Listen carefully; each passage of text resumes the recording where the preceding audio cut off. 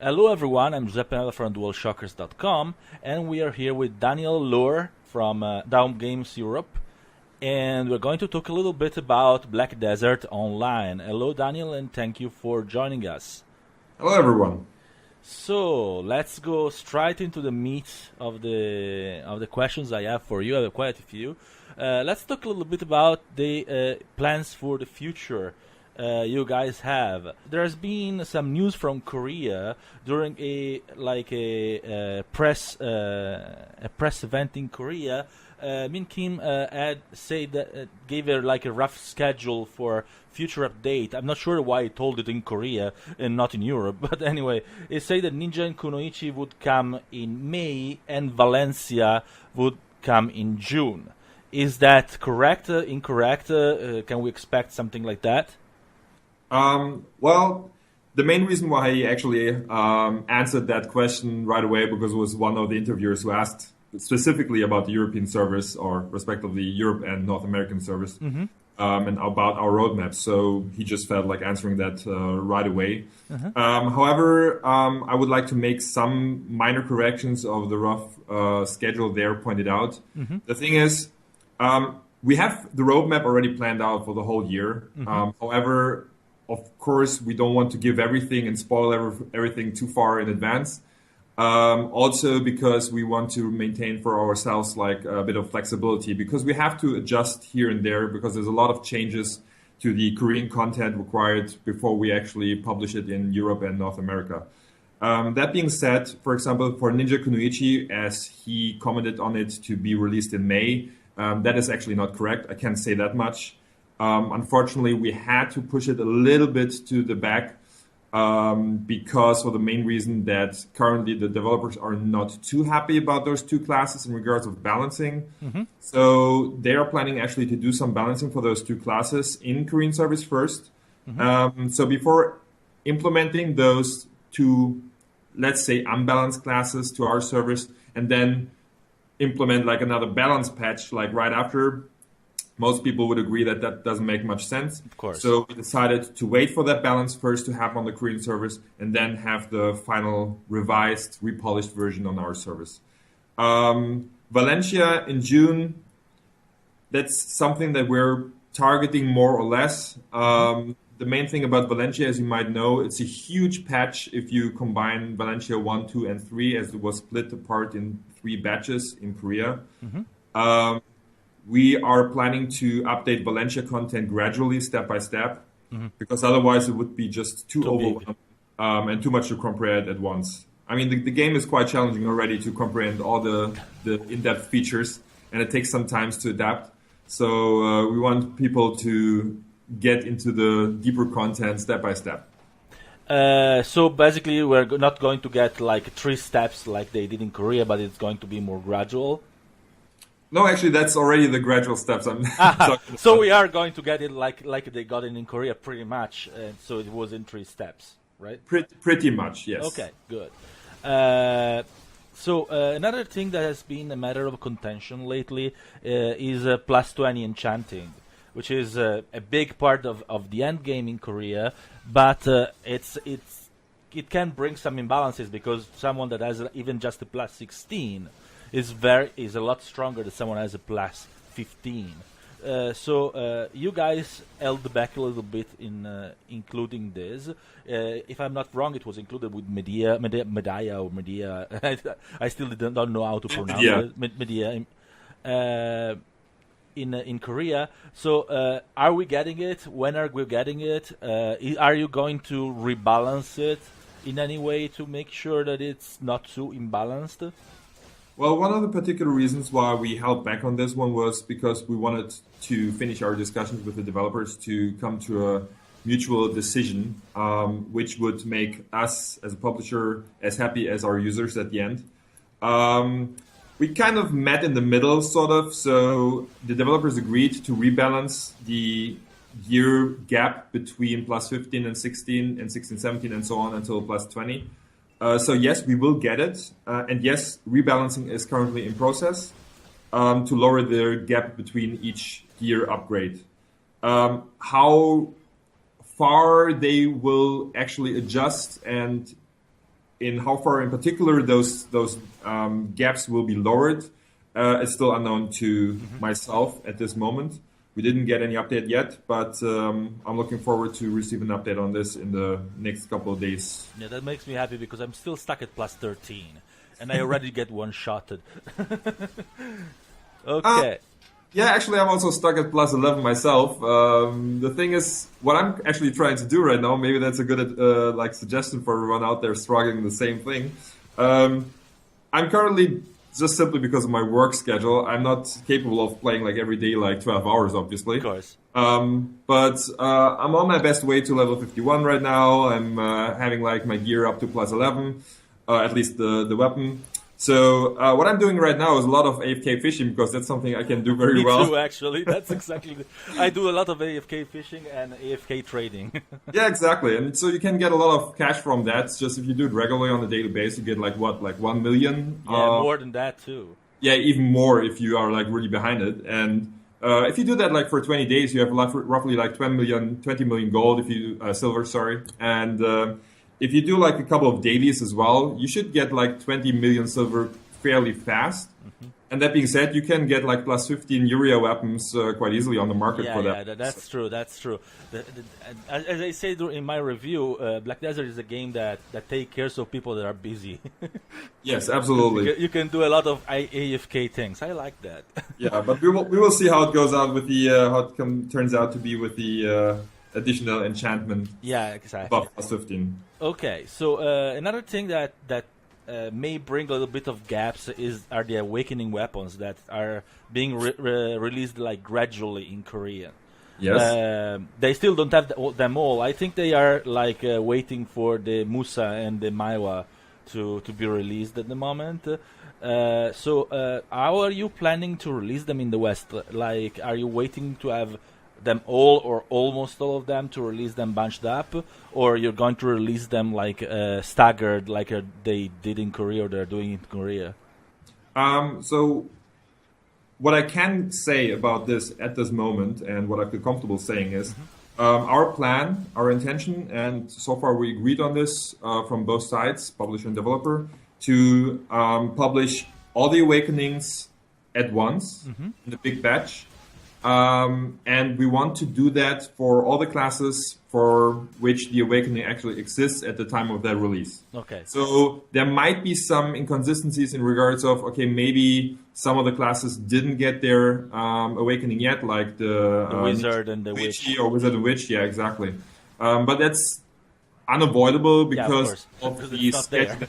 Exactly. We have a different schedule than Korea. We took the wizard and witch quite early, actually, which also came to what also resulted in like some of the costumes, for example, not being available for some of the classes because we have a different roadmap basically than the Korean servers. But we're trying to catch up with them. Yeah, exactly. Like if I'm not wrong, the wizard and witch they don't even know when they're going to be implemented in Korea because the implementation is quite different from what I heard, right? Yes, exactly. So yeah, well that seems like a good middle ground to have. So there is another thing that has been discussed quite a lot lately, and that's randomized stat guidance when you level up. Is that true? Yes, that's true. How does it work, and how does it balance within the game? Unfortunately, we got this, or we actually came across this little detail ourselves, I think roughly last week when the big discussion came up in the forum. Apparently we were not aware of what this particular detail or feature, let's call it that way. We were actually quite surprised ourselves, to be honest. I have no information about how it works exactly. What I believe to be happening there is that with every level up, there's a certain threshold of possible enhancements of your stats, similar like the horses, I guess. But that's all I know, and it's more based on guessing and experience of what. So basically, the developers kept it a secret from you guys as well. It's pretty interesting. They didn't keep it a secret. They just didn't tell us about it. It's two different things. I mean, sometimes something seems to be for yourself, especially if you create something yourself as let's say a developer. You think it's like logical? You don't even think to mention that. Well, the thing is, we started with a game that was already released, yes, and we didn't. So there's a lot of content coming in. So we didn't get an information about every little detail, every little setup that is out there. So it could have happened that they just didn't think this is a big deal to actually point out. Yeah.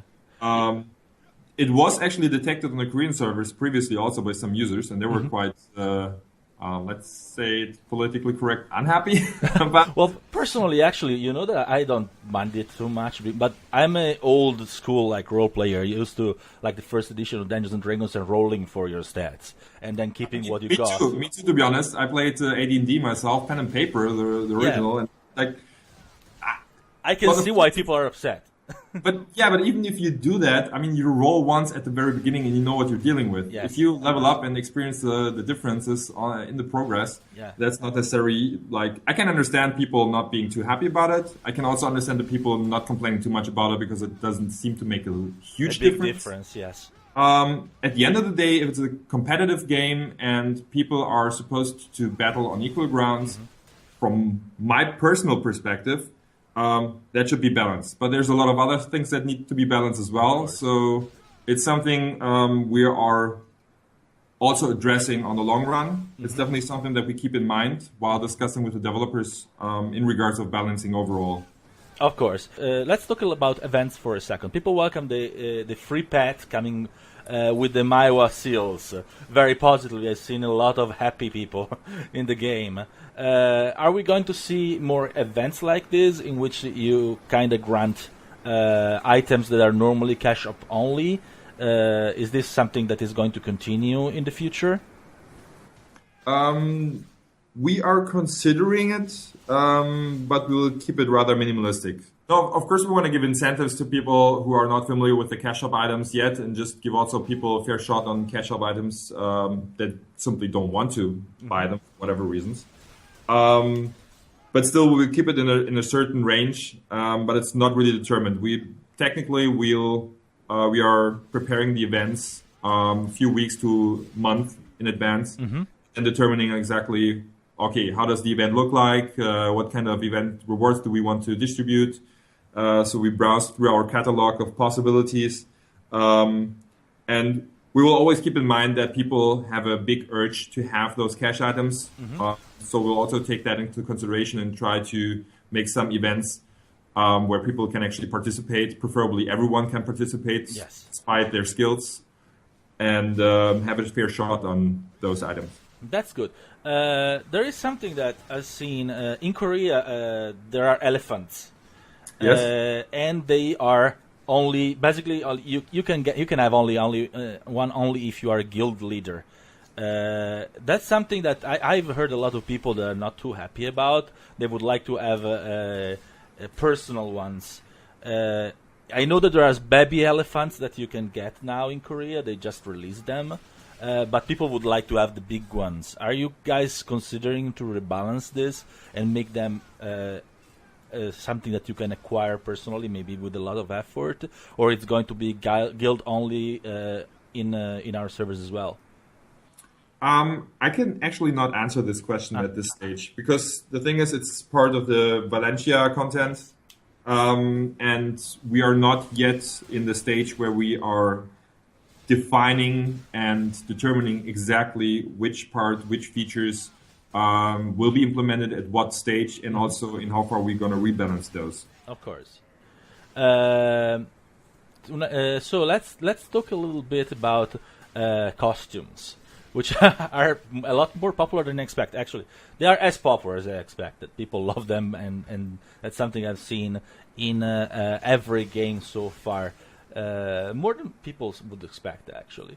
But I know there are some outfits that are bound to particular IPs, third-party IPs in Korea. Like there is one that is about King of Fighters. Yes. Are you guys contacting SNK to try and get it in the West as well? Because I know they're releasing the new King of Fighters this year. Maybe they are interested in some kind of event to Um, give that to us as well? Generally speaking, we would consider it. I would personally not necessarily consider King of Fighters, to be honest. While King of Fighters is well-known IP, even in the West, I would say there's other IPs that are bigger and more interesting that don't necessarily need to be IPs from the game environment. They could be just as well like some TV, movie content, for example. But it's always quite hard to get to that point where you can actually make a collaboration with another IP to Of course. convince them. Because the bigger the IP, the More protected it is. exactly, the more protected it is, and the harder it is to get it. I mean, I would love to get like costumes from Game of Thrones, obviously. Of course. That would be freaking amazing. But you can imagine that HBO would probably not be too. Too happy about it, or like Well, not too eager. happy about it. They probably have other plans in regards of games. So Yeah, branding and IP are always delicate. yes, it's delicate. It's quite difficult to get in there. But we're absolutely considering this, and we are keeping our eyes and ears open to those possibilities. Yeah, another thing that I wanted to ask you about costumes. Like, we know that there are quite a few costumes already out in Korea, Yes. but do you have any input with the developers on what kind of costumes can be like developed in the future by them? Like, do you have any conversation or dialogue with them? Like, we'd like to have this kind of costume instead of just receiving costume that the Korean developers want, that of course are more fitting to the local taste, let's say. Yes. Well, there's, for example, in regards of localized content, or respectively localized vanity content, we already received the German Shepherd, which was specifically designed for our servers. I believe it was also used for other services afterwards. That's probably always going to happen. So even if something is requested by us, quite often it might actually appear first on the Korean service. Maybe for simple earlier updates, a possibility, or just for the mere fact that they want to test something in a different environment before, which is more stabilized, or not more stabilized, but which is already more advanced than ours. Yeah. But other than that, currently, I don't know if you know that one, but on the Korean servers, they're currently running an event where people are able to actually, it's like a fan contest where users can submit their own concept for a costume. I didn't know that. I think it's actually quite new. I think they released it today or yesterday, if I'm not mistaken. They have a really nice approach, because I did that already in my past with previous games I worked on, and it was really well received. And it's definitely something that I brought to the table already a couple of months ago.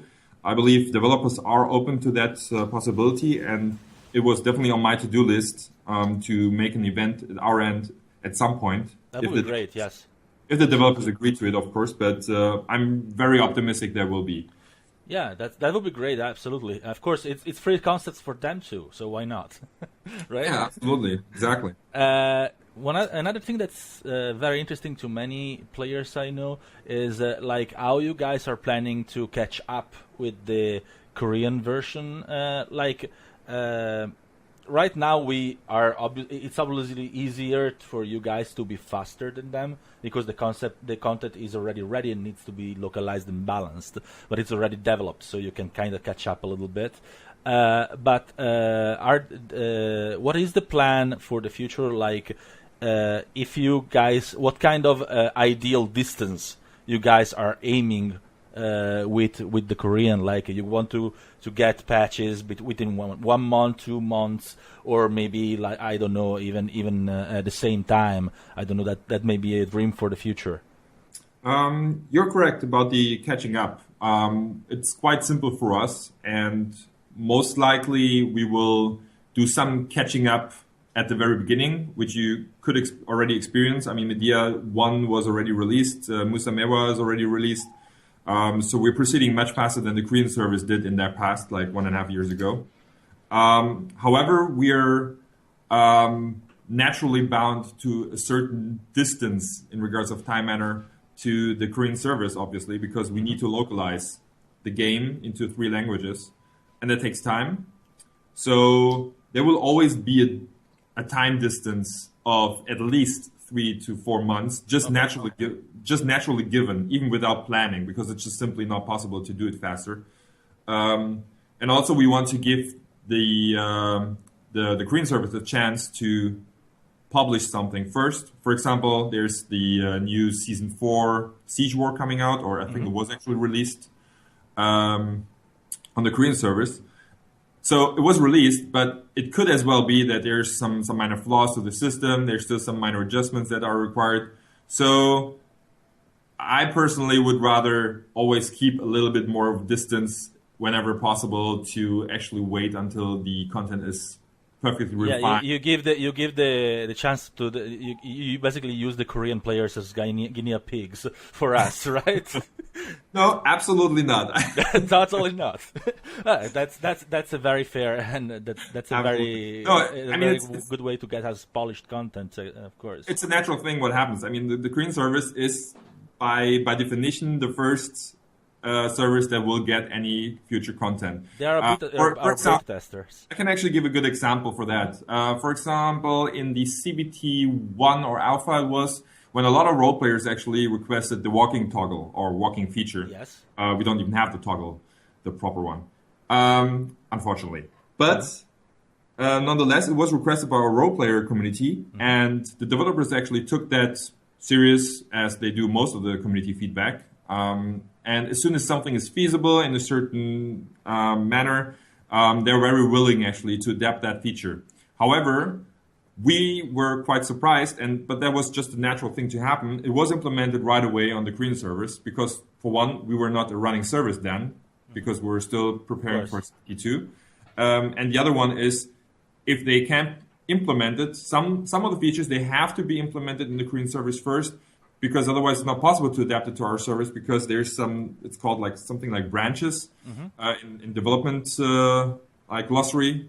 So some of the branches, they have to be changed first in the original build to be adapted then universally to others or to ours respectively. Yeah, that makes sense. So sometimes we cannot avoid having features first be implemented in the Korean service. However, like pets, for example, that's a little bit different story. So the shepherd was possible to be added to our service a little bit earlier. Okay, there is a lot of content that has been announced for Korea that's going to come after the Valencia expansion for them. Like they have a big ocean battle, naval battles, trade ships, dark elf class, elven regions, dwarf regions. What it's actually a dwarf / giant region in the south. So let's chat a little bit about that. What have you heard from the Korean developers about that content? Well, technically speaking, I know exactly as much as almost everyone else out there by now, probably from all the fan-based translations from that presentation they did, like I think 1 or 2 weeks ago. Because that's exactly the information I got as well. Developers, in general, it's not only ours, they're all very secretive. They don't like to share too much about their upcoming plans. And that is not necessarily because they don't want to share. It's also because of the nature of sharing information way in advance. Because if you make a false statement, then you have to somehow revise it. Yes. So you basically cut down your own flexibility. So obviously they just want to give a rough roadmap or rough concept, which they try to follow up, and then nobody can hold them up to their promises at some point. Of course. Which can always be quite challenging, because now they might think, like, for example, the tier 9 horse, I think I saw something about like some sort of unicorn or Pegasus. Yeah, there is a incubus, like a nightmare unicorn and Pegasus. Yeah, exactly. So let's imagine, let's take an example that would be in the Pegasus at some point planned, and they would like to do that. At this point, it might seem like a very good idea and everything seems to be technically feasible, but in a few months, until they actually are ready to deploy it, all of a sudden it just doesn't work for whatever technical reasons. Yeah. Let's say there's too many high mountains and the Pegasus always crashes into it because it can't fly high enough for concept reasons, whatever. Just stupid idea. However, that being said, it's quite difficult to make precise promises so far in advance, especially in such an ambitious project as Black Desert is. Yeah. So I can totally understand the point of view from the developers in this regard. Yeah, one thing that has been discussed a lot is whether the Dark Elf is going to be only female, because they've shown like a female-only artwork, or there's going to be a male as well. Have you guys heard of anything about that? No, actually not. Dark as well. I probably know exactly the same picture like you, the Dark Elf in a black costume with a long black sword. Yes. Yeah, that's all I know for now as well. Just judging from the general concept of the developers and all the feedback they gave us and the community so far, also referring to the recent interview with MMORPG.com, where they had a similar question about whether there's a male ranger coming out anytime soon. The general concept of the developers is to keep the game as diverse as possible. And they want to make even the characters, even though they belong to the same class, like be a little bit set apart from each other. Yeah. It's an example, Musa Mewa, while they seem to be exactly the same, they're not. Exactly. So one is more focused on AoE, the other one is more single target. And those changes will occur most likely if they are considering a male version of the Dark Elf. So most likely it's going to be like slightly different gameplay mechanics. But I cannot. But you have no idea as well. No idea. Yeah, that's awesome. I'm actually looking forward to it and hoping there is going to be a little bit more male classes, because we are at a disadvantage.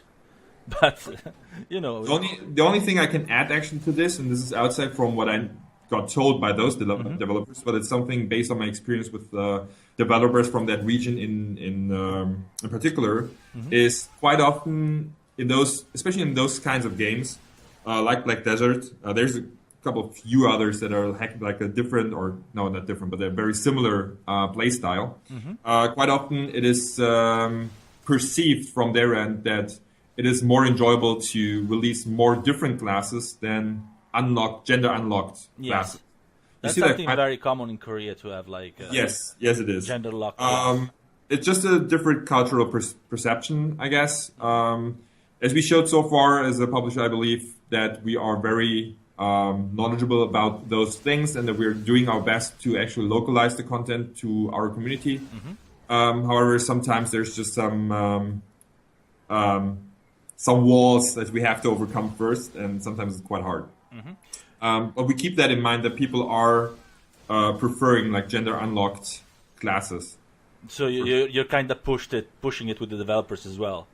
In your discussions, pushing won't get us anywhere at this stage. But what we're doing is we are constantly delivering all the community feedback on a very regular basis to the developers. Also, we share, like, I can give that little bit of insight actually to our processes.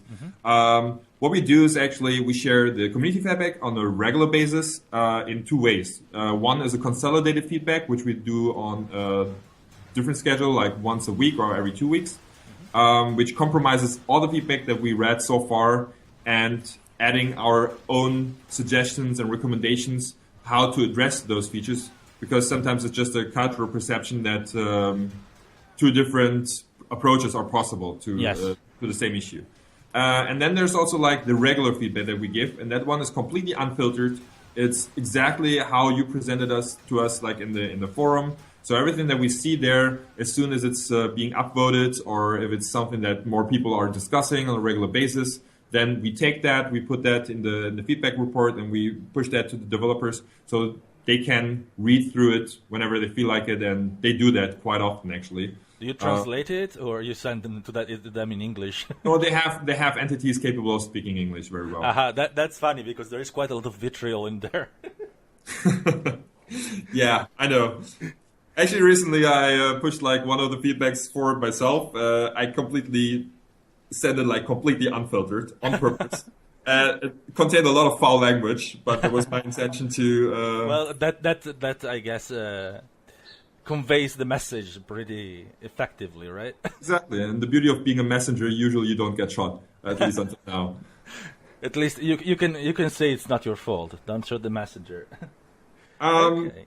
I would love to say that, but unfortunately, I'm the project manager, so actually everything falls back on me at some point.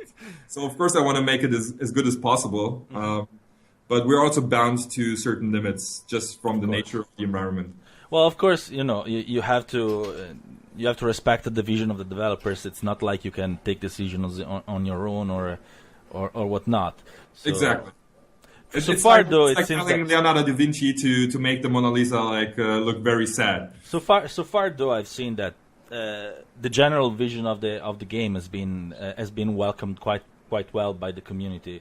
Besides a few kinks here and there that maybe are sometimes more up to perception than anything else, but I've seen that the general concept of the game has been very welcomed by the market also, because you guys sold a lot of copies for a game that hasn't been really a known entity for most until a few months ago, right? Yes, absolutely. We're really happy that the game was so well perceived, actually, and there was an initial hype. Me myself as a gamer, I knew about the game already like for almost 2.5 years, I believe, when it was first announced in Korea, or almost 3 years by now. And I was totally psyched about all the features they had, and I was totally blown away, and that carried on ever since.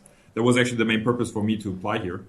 But the thing is, there's a lot of things that gamers or players of almost any game, I think, out there, but especially for those from Korean or Japanese market, sometimes miss to understand is that those games are made for a different audience. So obviously there's a lot of things, a lot of mechanics that are not necessarily addressing the Western culture, the Western mindset. And that being said, our main concept from the beginning was to localize the game as far as possible, as far as humanly possible, and as far as possible to agree with the developers without completely castrating and sabotaging their own idea and vision of the game, which we have to contribute, which we have to pay respect to, because being a developer is like being an artist. They want to create something beautiful. They create this beautiful thing for another audience.